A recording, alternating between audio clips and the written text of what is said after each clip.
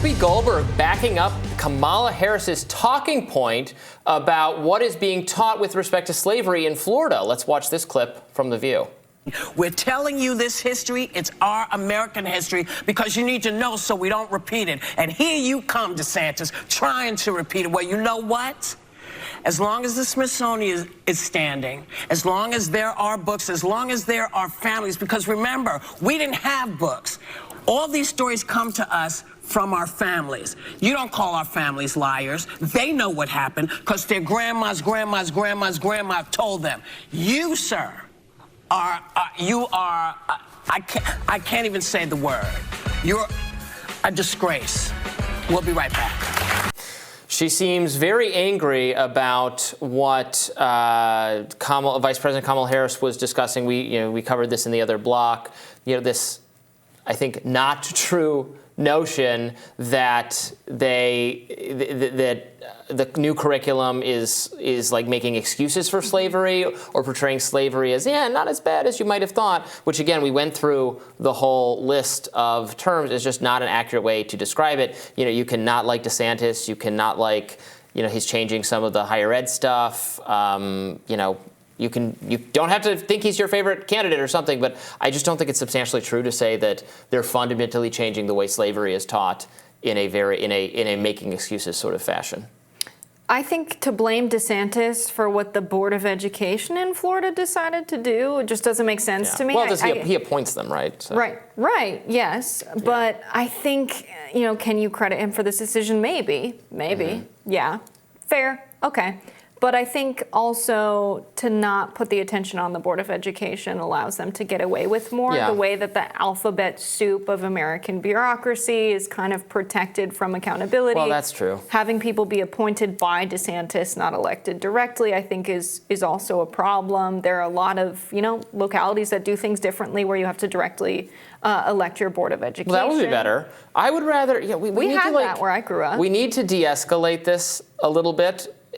Instead of having all policy be forced on everyone, I'm fine. I support school choice. I want you to be able to take whatever education dollars and go get an education at a school that aligns with what you want or what your family wants, and that's instead of having these very fraught political battles over which books exactly will appear in the school library. A place that has a finite space for shelves. Right. Why don't we just you do you and we'll do we? That's not a grammatically correct phrase, but you see what I'm saying.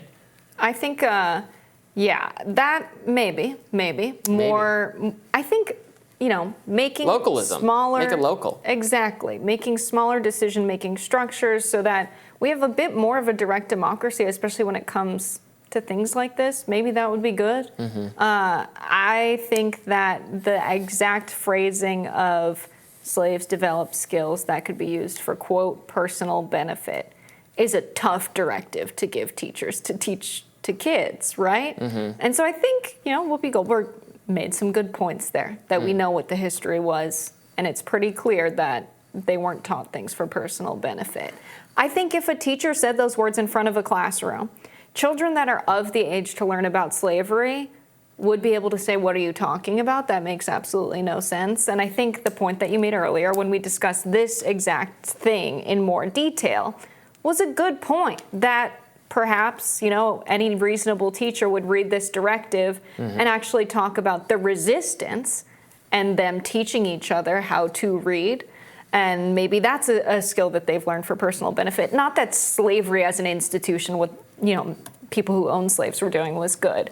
I think it's a fair criticism. It's fair to be mad at DeSantis for electing this Board of Education. The whole curriculum isn't as bad as I think people are making it out to be. And we talked about that earlier as well. Well, let's give a refresher of what we're talking about here. I think we've got another clip. Everything that's happened over the weekend and what's all the insanity going on in the world, like Wednesday, Florida's Board of Education approved what they're calling standards for African American history.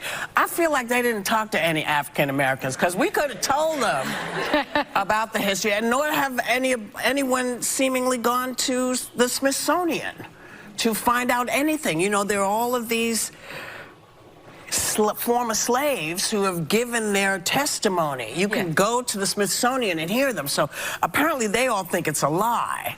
But the board defended the standards. I'm sorry for laughing, because it's so shocking.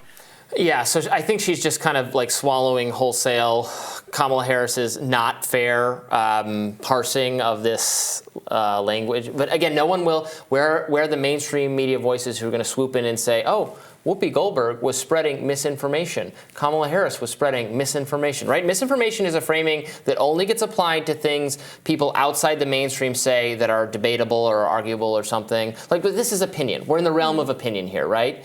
And you should be legitimately expressed opinion is described as misinformation when it's, again, outside the mainstream bubble, but errors inside the mainstream contingent are never described in such a manner.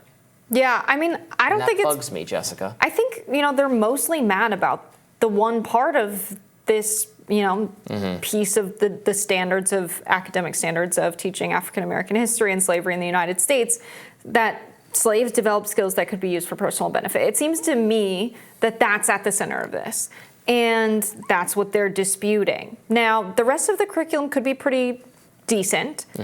Intentionally vague, probably, so that teachers can pick and choose which parts of it they teach. It's very lengthy. You can't possibly teach the entire curriculum, if you read the document, in 1 year or 1 semester of schooling. You can't. Yeah, and that's kind of like liberals get mad about what's being taken off the suggested reading list or like the curriculum in terms of the text. But these are suggestions. These are not every school goes through every single exact one of these books. And sometimes they're updated, and sometimes it's like, they'd rather teach this than that. Like these are subjective choices. I'm saying in some cases. Do you know what I mean? And it's not always like an indictment of that specific book. Now I know there was, and Brianna and I have argued about this, and there, what was the African American curriculum, African American specific education.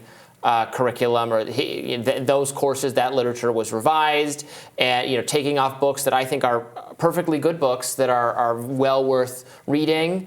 And like I don't want to. I don't think the state should be like recommending to schools, don't read this, definitely don't read this. But there is a degree of optionality and subjectiveness to deciding. And again, mandating this on everyone is not what we want. I would like individual schools, educators deciding what they want to teach, what's best for their kids. Obviously comporting with some kind of standards, but like leaving more flexibility for communities and families and teachers to decide what they want to do, what makes most sense for them. I think it would be dangerous if someone read this curriculum and spent the majority of the year focusing on the portion of this curriculum that is, we're going to discuss slavery in Asia and Africa pre-1619. Why was there not a portion of this syllabus that was like, we're going to discuss actually just what African civilization was like pre-European colonization, pre-slavery as well?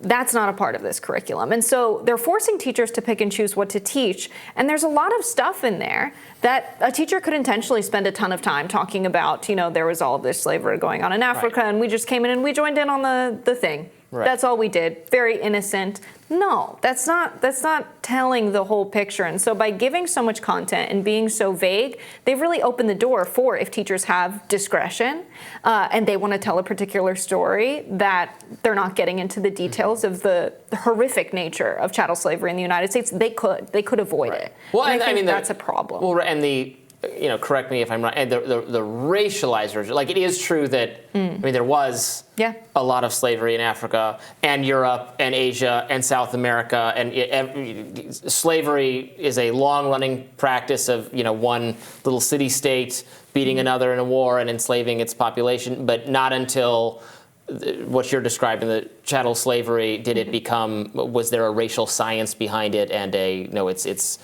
white European people enslaving African people. Was the racial component of slavery was the novel thing that was exported to Americas and is the ugly part of our founding, not slavery itself, which, yes, did exist everywhere for like all of human history.